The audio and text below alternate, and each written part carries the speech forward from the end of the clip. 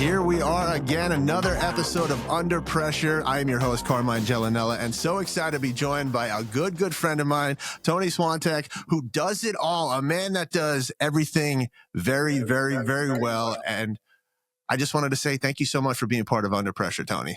It's a pleasure to be here, Carmine. Thanks for having me, buddy.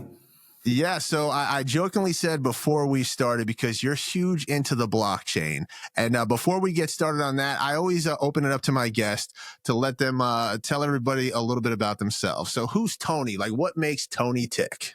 I'm newer to the blockchain space. I'd say a year and a half ago or so, I got pretty aggressively into blockchain.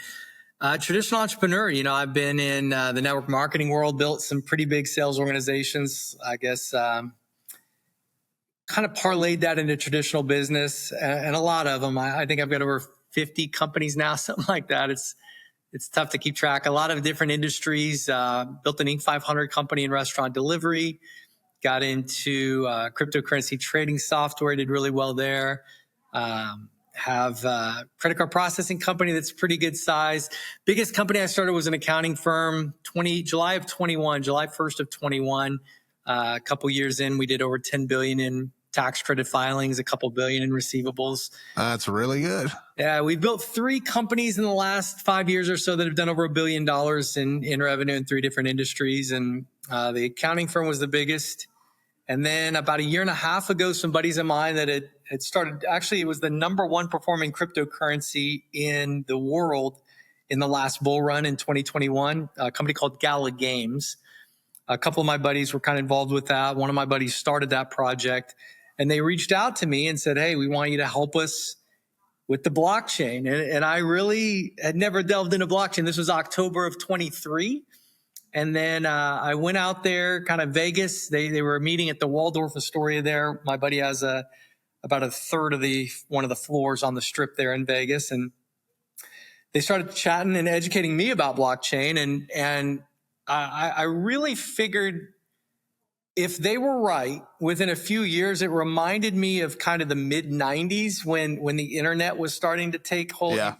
Some people are too young to remember that. They maybe listen to this podcast. But I remember, like, it used to be like the military and IBM were involved in the internet. Microsoft, there was almost no regular folks involved in the internet. And then all of a sudden, I was in college and I emailed my mom.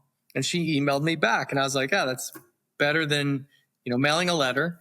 At that time, I did have a cell phone, but if it wasn't nights and weekends, I could never use it unless it was like an emergency, because it was freaking $3 a minute or whatever. I am so glad you brought that up, because people don't understand that. The younger generation doesn't understand. We didn't use our phones unless it was in that window. Like, nights and weekends. You were someone who had anytime minutes, that was a status symbol. Especially if they rolled over. Oh, if you saved them up and they'd roll over minutes.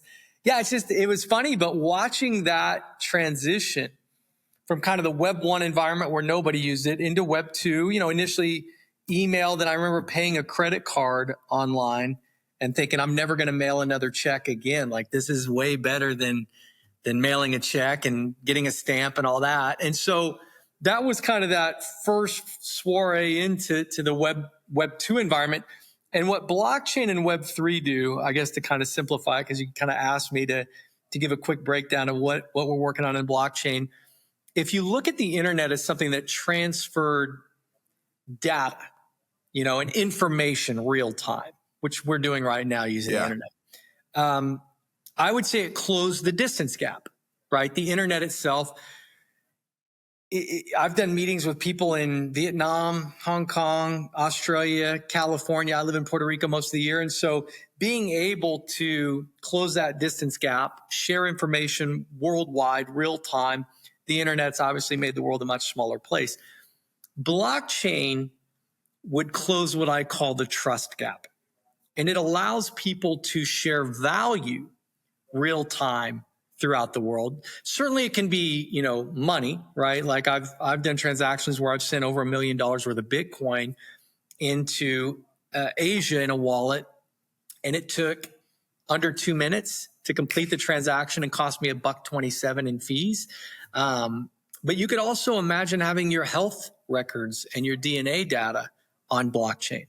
and being able to share your health data with a hospital. And then if you move cities, pull that data back and then share it with your next doctor. And if you aggregated that data, imagine getting rewarded or paid to share your data anonymously. Let AI utilize that data to end rare diseases, end misdiagnosis, end misprescriptions. I think wrong prescriptions or wrong mix of prescriptions is one of the leading causes of death, certainly in the United States. And AI doesn't mess that stuff up. Like it knows, oh, you're on this pill from your cardiologist and your oncologist wants to give you this pill. That doesn't jive. That doesn't go together. And so blockchain, I think the World Economic Forum estimated about a $867 trillion shift from traditional markets into blockchain over the next 5 to 10 years. And I think what it does in its purest form, I believe humans as a society have conceded to the fact that Mark Zuckerberg has been listening to me this whole time, and Jeff Bezos and Sergey Brin over at Google. And what blockchain will end up doing for guys like you, me, and people around the world is, if you want to own and control your data, you're going to have that choice. And I don't necessarily mind targeted advertising. Like I'd rather get ads for watches and pickleball paddles than dresses and high heels. Yeah. But I'd rather not see Zuckerberg make another $40 billion off of our data, our content, our networks. And so if Web3 gives us all an option to control and own our own data and monetize that data, I think everyone will choose that. And that's really what blockchain and Web3 technology is going to be doing over the next several years. Got it. And I like, it's always good to make money off yourself. And something that you mentioned, and someone who's never, sent $1 million anywhere or received $1 million, how much of that is a benefit that you can do it in that little amount of time, which you say 2 minutes, and it only cost you less than $2. Prior to that, how difficult was that? How many obstacles and hoops did you have to jump through? Sending a wire now. I mean, luckily, I do have one of my banks that I can call in a wire. But like my Bank of America account, you got to go. You got to walk in, and there isn't one in Puerto Rico. So I would have to fly to Miami or something and find a Bank of America to send a wire. And so just the hassle of doing that. But even calling in a wire, if I miss the cutoff time, you're not going to get it till tomorrow. Even if you get it, usually you can't use it the day it shows up. You got to wait a day for it to settle. If it's international, it might be 3, 4, 5 days. Cost about $65 on an international wire. And so, and you've got all the third party involved, which knows everything about you, everything about me. And I guess that's okay, but you've got anonymity with the blockchain. You don't need anyone in the world to know that you sent this amount of Bitcoin to this wallet. It's all anonymous. And if you want to keep it that way, it stays that way. So it's certainly a better way to transfer value than a piece of paper is what I would say. And then what are the safety procedures with that? Like, what kind of peace of mind do you have when you're sending something on the blockchain? No major large blockchain has ever really been hacked, because the way a blockchain works, and this is kind of an example I gave. I did an event where I was speaking. It was the Forbes Money Show. And the average age of the crowd was probably 60, a lot of baby boomers, pretty good net worth, probably 3, 4, 5 million and up. And I think there's about 1,500 people in that room. And I remember I said, listen, here's the easiest way to explain the security and what I call the trust and transparency of blockchain versus a traditional market. Not long ago, Wells Fargo got fined a few $1 billion because they were creating bank accounts without the customer's knowledge. And what had happened was they had a bonus structure in play for their bankers, their personal bankers. And so they would open an account for somebody like me, set up our checking account, and then we'd leave, and then they'd set up a savings account, or set up a secondary checking account or something. And maybe it was free, whatever, but I wouldn't even know it was set up. And so they got caught doing that. Now, the reason they could get away with that is really the only people in the world that knew about that account were that private banker, that personal banker, and Wells Fargo's system, which is what I would call fully centralized control of data and power. And Wells Fargo wouldn't know whether I wanted that account up or not. They just go in with what their personal banker said. So there's no oversight. And even, what's funny, even with the banks, we don't trust them completely because of stuff like that. Every bank, especially in the United States, goes through state audits. They go through federal audits. Then they go through SWIFT audits. All international banks that operate in the SWIFT system have to go through SWIFT audits. So a bank in Nigeria doesn't just add some zeros in front of the comma and say, oh, yeah, I just sent $1 billion to Carmine. That's how we're doing it. There's all these audits because you can't trust those systems. And it's been proven. That's why Wells Fargo got fined billions of dollars. And so here's what I said. Imagine I'm a centralized bank. And I say, listen, I told the room this. I said, there's 1,500 people in the room. I said, the next person that walks in, I'm going to think of a number between 1 and 100. They get one guess. If they guess right, I'm going to give them and everyone in this room 1 Bitcoin, which would have been a lot of money at that time. I think Bitcoin was probably 60 grand. It's higher now, but it was probably 60 grand a coin back then. And I didn't want to give, hundreds of millions or billions of dollars of Bitcoin away. So no, I said, here's the problem for you guys. I'm not going to write the number down. I'm not going to tell anyone what the number is. I'm just going to put it in my head. But if they guess it, everyone wins. And let's say, they come up and everyone can help. Everyone can tell them what they think the number is, whatever, but I'm the only one that's got it. And if the guy says 29, which is my old football number from high school, and if I did pick that, what I might do if I didn't want to give everybody 1 Bitcoin, I might say, oh my God, so close. Yeah. 28. You're 1 away. Just close. Missed. Now, here's how blockchain would do the same thing. Imagine everyone in that room. I said, everyone here, there's 1,500 of us with me, 1,501. Imagine we're all nodes on a blockchain network. A node just helps run a network. So think of like a cell phone tower for Verizon. That's a node on the Verizon network. And they set them up, every several miles so they can send signals and people can have conversations and send video and all that stuff. So I said, I can't remember what the temperature was, but here in Puerto Rico, it says it's 87 degrees right now. So I said, okay, let's say my number is going to be 87. I'm going to screenshot it right here. I'm going to type in 87. I'm texting it to what's your number? I text it to you. Everyone in here can write it down. Everyone can lock it in. It can never be changed. It's immutable. And then we create what's called a smart contract where I take 1,501 Bitcoin and I move it into a wallet that acts almost like an escrow account. And if the next person that walks in the room guesses the number 87, it triggers that smart contract and it releases 1 Bitcoin to every single person out of that wallet. It's out of my control. I cannot stop it because I'm not in control. Now, if they guess any other number than 87, the money all that Bitcoin will go right back into my wallet. It's a smart contract that happens automatically. Now, anyone in here can help this guy. So somebody walked into the back of the room and we told him kind of the game we were playing. I said, this is theoretical. We're not doing it in real life. But I said, you can ask anybody, and he goes, what's the number? And the crowd starts chanting, 87, 87, the whole crowd.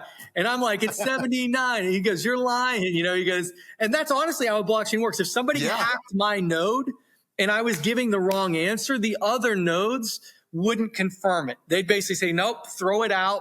We can't confirm that transaction. So imagine all the nodes have access to all of the data. And then you can encrypt data throughout the node network at a level that could never be done on centralized computing. I remember I got a new Discover card years ago, and I had just gotten one probably 5 months prior. And I'm like, it's kind of weird. Yeah. And there was a letter with that card, and I guess the payments system at Target, the store, had gotten hacked or something, and I had used a Discover card there.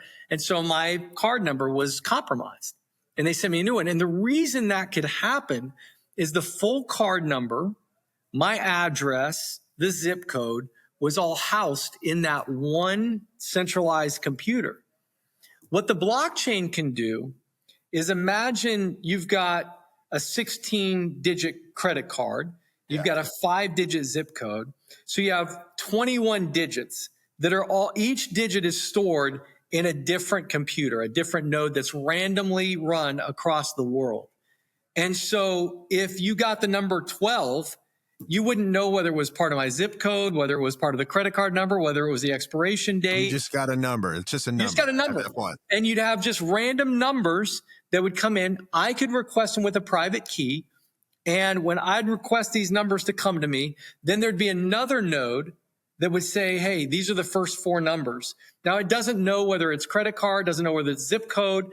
It says this first four numbers. Another node would go, hey, those numbers were for the zip code. It wouldn't know what the numbers were. It would just say, it's like you can literally layer in this security that's just next level that traditional centralized computing can't compete with.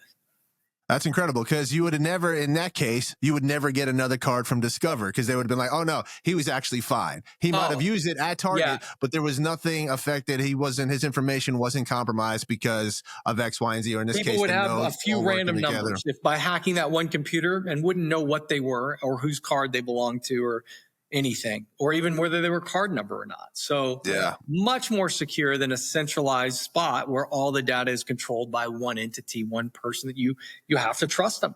And if you don't, they can do whatever they want with all that data.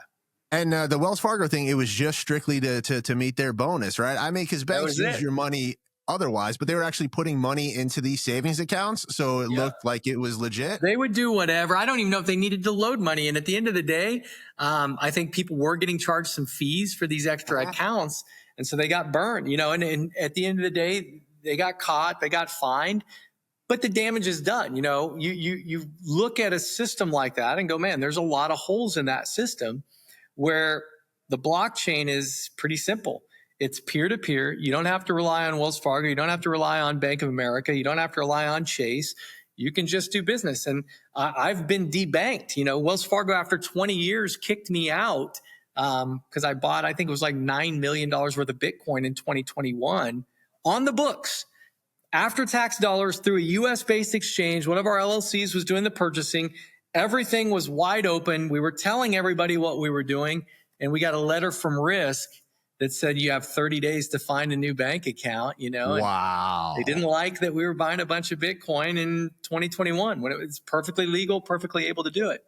And as someone who's invested in so many companies, who's someone who is as successful as you, do you see that as almost writing on the wall? Like, actually, I'm doing something that's probably going to work in the long run because these huge companies, or in this case, your bank, is scared. Like, once you're shaking their foundation, it's like, wait, I think I might be onto something. Yeah, I think there's a German philosopher that said, kind of ideas go through 3 phases when they come into fruition into society. Ridiculed is usually the first phase. Violently opposed is usually the second phase. And then self-evident is the third phase. And so, I think similar, the internet went on a run there where I remember news articles were like, oh, it's never going to work. It's never going to go over. And then, Y2K was going to end the world. And, people were literally violently opposing. We were all worried about that. I remember being a teenager, be like, I think the world's going to end. Let me start drinking. Y2K, it's the big problem. And then now, it's funny because I used to say, oh yeah, they're an internet company. Google, Microsoft, Yahoo, there's all these companies. Oh yeah, Amazon, they're an internet company. Nobody says that anymore. Like my accounting firm, you cannot mail any documents to us. You can't hand us any payroll. You have to load it into an online repository that we set up for you that's fully secure. It's run through the back end of our software, but it's like, our accounting firm is an internet company. Like all companies, for the most part, if your company's not an internet company, it's probably not that big of a company, to be honest, And so right now, I tell people, my main focus, I work on a lot of blockchain projects. I've got different blockchain projects, but I think in the very near future, we won't say that anymore. I think almost every project will be a blockchain project. You'll just say, I'm working on a project or working with a company, and it's going to be utilizing blockchain technology in the future. And what do you need to see before you take on a certain company or a project, or someone's like, hey, I got this blockchain situation I'm working on. Would you like to invest, or could you take a look at it? Like, what makes you interested? Like, what piques your interest in those things nowadays? Sure. I look at about anything. I'm pretty open-minded as an entrepreneur. I think for me, there's three things, whether it's blockchain or not, there's three things I look at before I start a company or put money into a company. Number one, can it add value to the client first and foremost?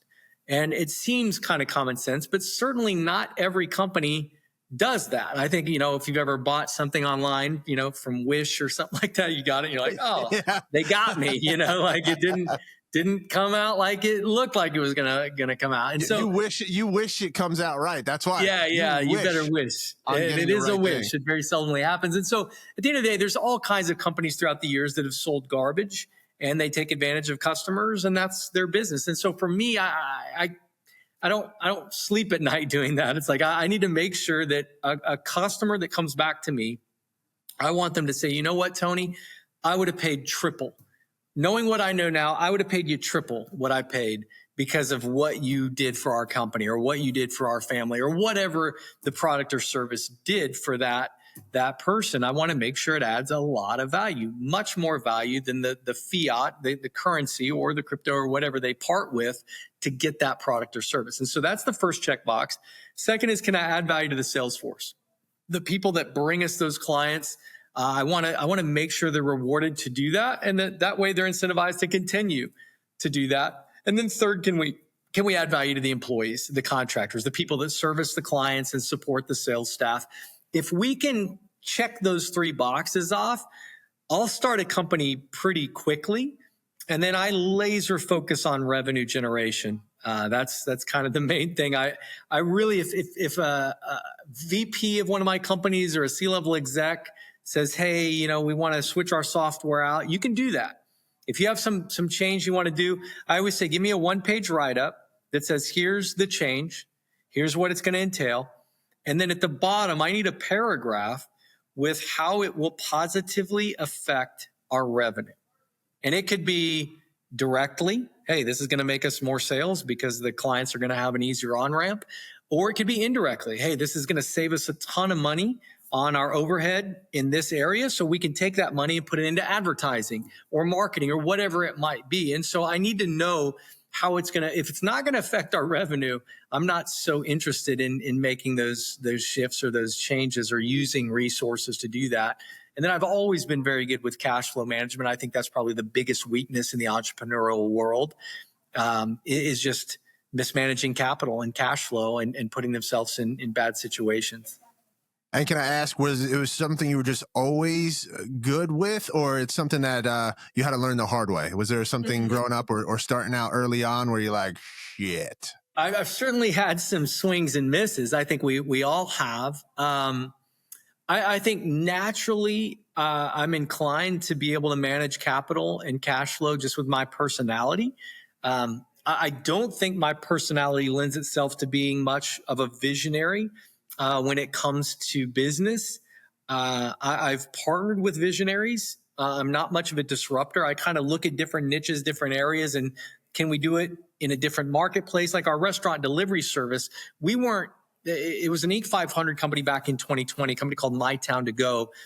We started it almost on accident, just trying to deliver pizza for restaurants that we owned in a few different cities. And we never wanted to compete with Uber or DoorDash or any of those guys. So we went into smaller cities and towns back in 2016 where they didn't exist. And so I was like, let's go into these areas. And when they want to come into these smaller towns, even like Dallas, Texas, didn't have Uber or DoorDash at that time. I mean, they were in LA, San Francisco, New York, Miami, but they hadn't really come into the middle of the United States. Certainly Wichita, Kansas, Des Moines, Iowa, areas that we were going into. It was carve out our little area, carve out our niche, and go on offense here.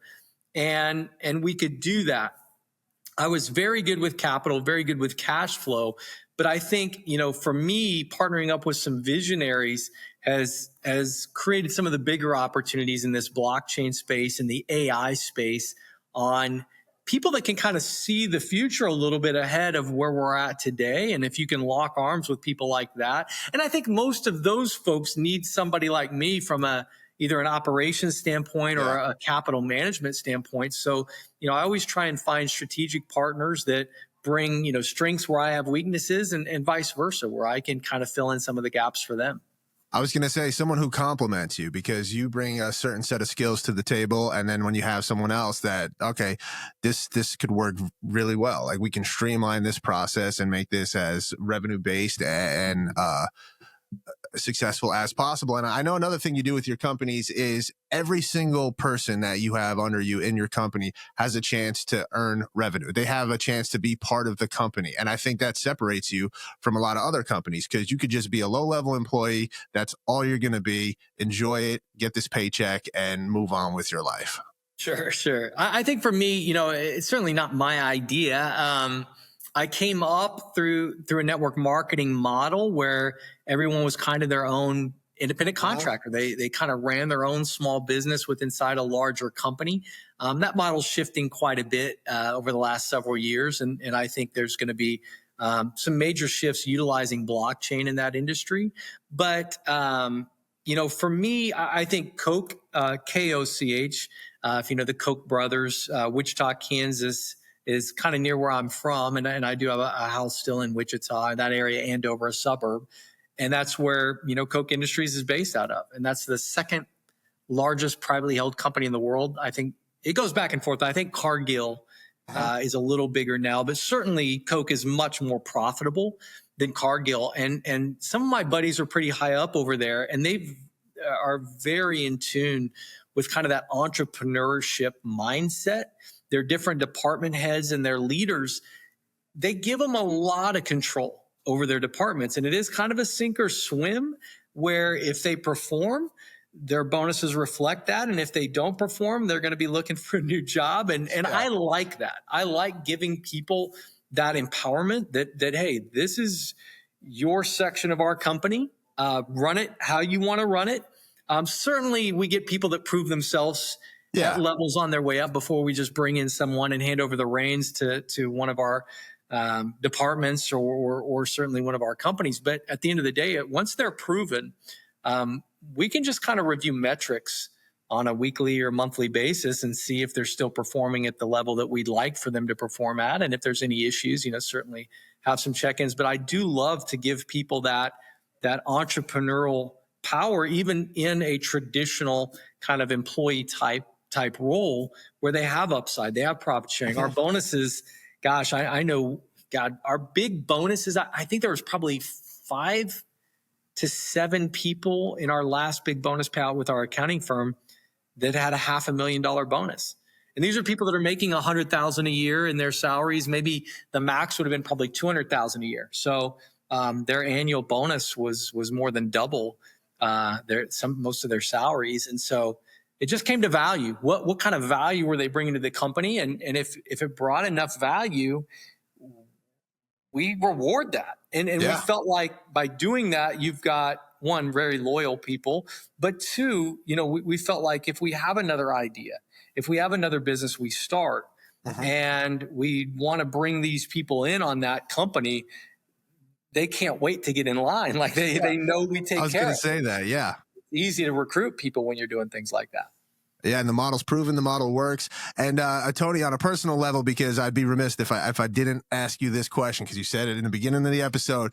Number 29 in football, what position did you play? I never took you for a football player. Yeah. So I high school, I played basketball, football, and then tennis. I ended up playing in college and tried to play a little after college. But I was fast. That's about all I had. So I was a receiver and a defensive back. Okay. I was an all-state defensive back in Class 4A, and then I did return kickoffs and punts as well my senior year. So we were a good football town, smaller town in Kansas, Class 4A in Kansas, and we ended up 13-0 my senior year and won a state title. Yeah, that's really good, dude. That's not kind of good. That's like really good. Yeah, we had like 7 D1 athletes. We graduated with like 100 in my class, so it's a small town, small high school, but we had a lot of. My dad played college football. My mom played college tennis. My buddies dad was, drafted by the Cubs. Another buddy's dad was drafted by the Yankees and was a Hall of Famer in college football at his college. And so we just had a lot of, I guess, good genes in that small town. And clearly, dude, a lot of good athletes in the water. Yeah. You know what you should do? Go bottle up that water, and instead of Gatorade or Powerade, start selling that. Be like, you want to be a D1 athlete? That would be another business we could start. Me and you, Carmine, you can do the marketing side. You know what? I got you 100%. So one of the first things, though, because I know we're getting short on time, Tony, and you're a busy man. What's one of the first things you recommend for someone who's going to try to enter the blockchain? Like the biggest piece of advice, someone that might not have a lot of capital to invest, but someone that wants to be a part of the blockchain at this point in time, because it could be down the line. We're talking like how we talk about the internet. Yeah, I think for me, one of the main things I started to do was just education, right? There's different platforms. The project we're working on has an academy, and it's free to get involved in our project. And so we send people to the academy. What is Bitcoin? What is Ethereum? What's a smart contract? Little 101, like this is what you can learn about the blockchain. YouTube, I think at the end of the day now, from an education standpoint, the world is better than it's ever been in history for people like us that want knowledge about any subject. And so I tell people, find TED Talks, which is what I started doing. Like any TED Talk I could find about blockchain, about Web3. Elon Musk talks about it quite a bit. Whether you like somebody like Elon or not, he's smart. He's smarter than I am. When it comes to business, when it comes to vision, seeing things before the masses. And so, I try and look at these thought leaders that are in society and learn from them. And so, it's more access to information and data than we've ever had in human history. And I tell people, just take advantage of that. Like it's not hard to go find the information. Just go find it.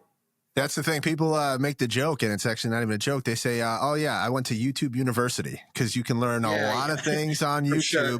And then anytime someone does ask me a question, be like, hey, do you know what this is? I'm like, we live in a world where you can get that information instantly. If you want to know how to do something, just put in the research, just look it up, or listen to a podcast, listen to a TED Talk. For like sure. You said, we're in a cool time period in human civilization where if you want to learn about something, you can. There's not going to be too many roadblocks where you're like, well, I was never taught that in school, or they didn't have that in my library, Sure. Who even goes to the library anymore? That's something different that's now. Archaic.